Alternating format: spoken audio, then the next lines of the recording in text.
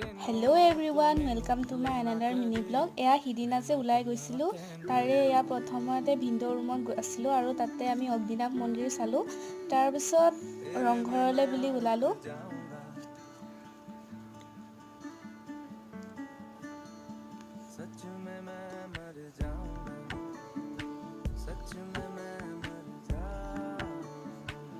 ৰংঘৰৰ পাছত এয়া ওলাইছো তলাতল ঘৰলৈ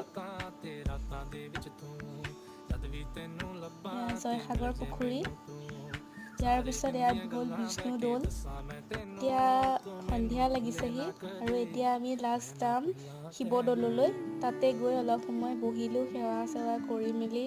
এতিয়া তাৰ পাছত আমি কিবা এটা খাই ৰুমলৈ যাম আৰু এয়া হ'ল শিৱসাগৰ পুখুৰী ইয়াতেও বহুত সময় ফটো উঠি ললো আৰু